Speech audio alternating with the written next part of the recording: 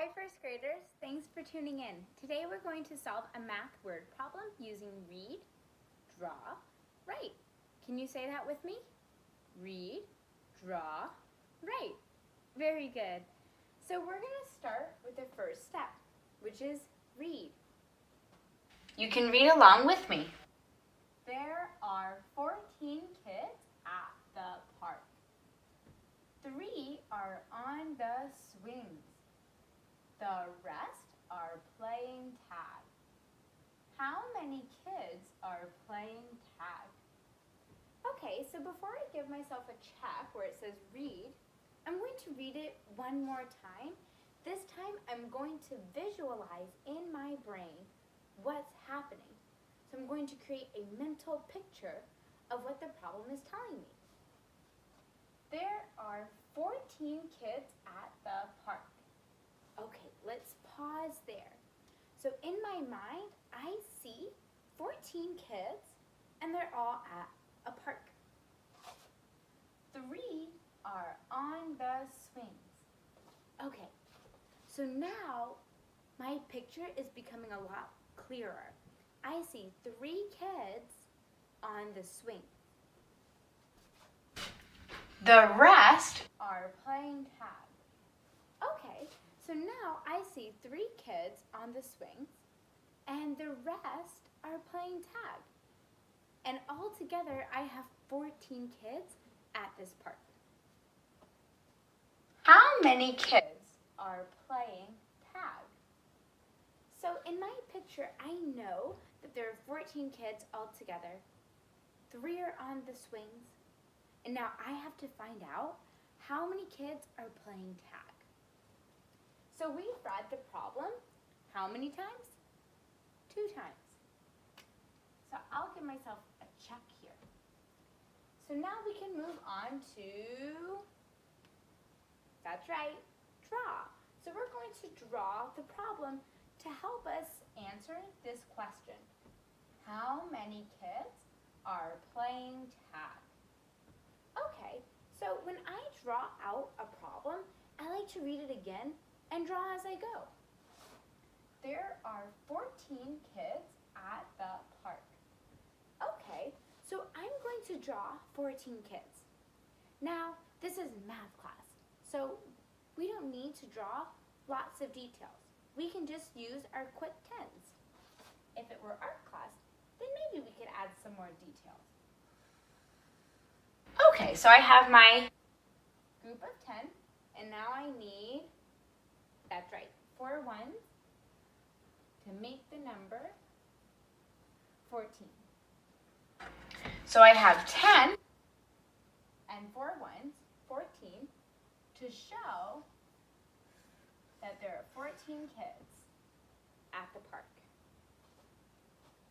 3 are on the swings. Okay, so now I'm going to show in my drawing that 3 of those kids are on the swings. How can I do that? I've already drawn my 14 kids at the park. How can I show that 3 of those kids are on the swings? That's a great idea. I'll circle 3 ones. So I'm going to circle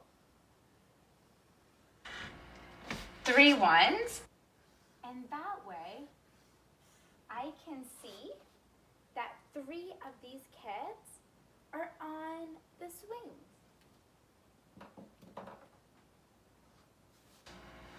The rest are playing tag. Okay, so now the kids that aren't on the swing are playing tag. How can I show that in my drawing? What can I do? Because it doesn't tell me exactly how many kids are playing tag. What was that? That's a great idea. I can circle the remaining kids. So I'll circle the leftover number. Right? Great. So now I see that 3 kids are and the rest are playing tag. So now I think we're ready to answer my question. How many kids are playing tag? How can I use this picture to help me answer that question? Right. The numbers that I circled in blue show me how many kids were playing tag. Because remember, these three are on the swings. So let's count how many are left over. I see a group of 10 and one extra one. What's that number? 11, that's right. I have a group of 10 and an extra one, and that's 11. So now I'm going to label my drawing so I don't get confused and stuck on what each number and each part represents. So I know that these 11 kids are playing tag. Okay, and these 3 kids are, that's right, they're on the swing. So I'm going to write 3 and swing so that I remember that these 3 are kids on the swing and this group of 11 are playing tag. Wait a minute, did we answer that question? Did we solve our problem? We did. How many kids are playing tag? 11. Nice job. So we used our drawing to help us answer this question. So we have our drawing, and we've even labeled it to help us keep track. So I think we're ready to check off our draw box. Awesome. Now, we're not done just yet. We still have to write our answer. So we're going to write a number sentence or equation and a word sentence. And this is going to help your teachers and adults know what you were thinking when you were solving the problem. Okay, so let's get to that number sentence. This is tricky because I see 2 ways to write this number sentence or equation. Do you see 2 ways? Yeah, we could use addition or subtraction to solve the problem. Let's start with addition. So I see that we have 3 kids on this swing and 11 playing tag. What number sentence would match this picture? Oh, an addition number sentence? Okay, so let's try that. 3 kids on the swing plus 11 playing tag equals, it should equal the 14 kids all together at the park, right? Well, let's check. We have 3 and 11. So we can put 11, since it's the greater number, in our brain and count on 3 more. 11, 12, 13, 14. Awesome. So I see and know that 3 plus 11 equals 14. Our 3 kids on the swing and the 11 kids playing tag gets us to our total number of kids at the park. So that's how we solve this problem using addition. How can we solve this problem using subtraction? Let's read the problem to help us figure this out. There are 14 kids at the park. 3 are on the swing and the rest are playing tag. So I'm going to say 14 kids at the park minus, that's right, the 3 kids on the swing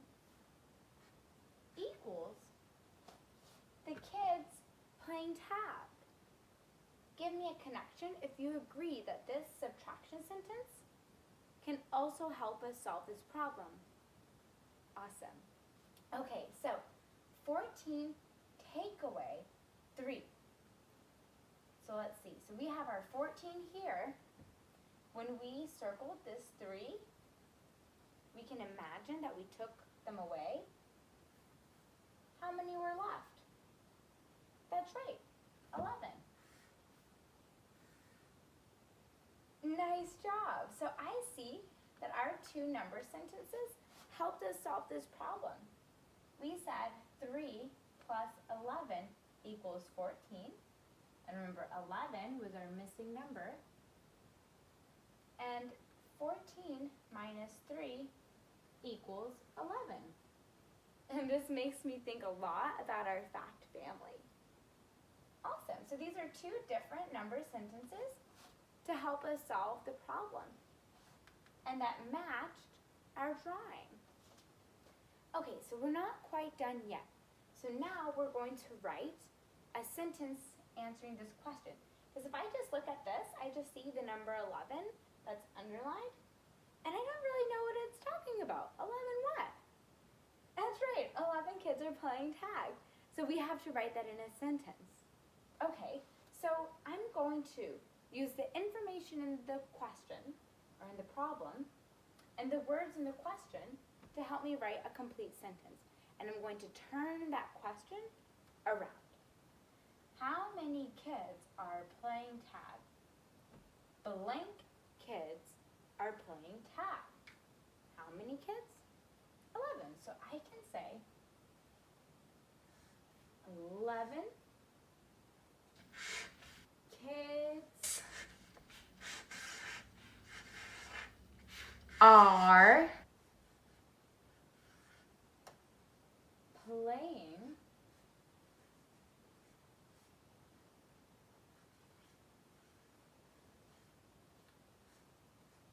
tag. And what do I need at the end of every sentence? That's right, a period. Awesome, 11 kids are playing tag. So I have my complete word sentence. I have 2 number sentences, that's going above and beyond. I have a clearly labeled drawing. So wow, I've done the read part, draw part, and now I can give a check where it says right, because I've done all 3 steps. Nice job, give me a high five. Great work solving this problem with me. I can't wait to see the work that you do at home. Don't forget to email or send pictures to your teachers of the great work that you've done. Persevere, and we miss you so much. Bye, first graders.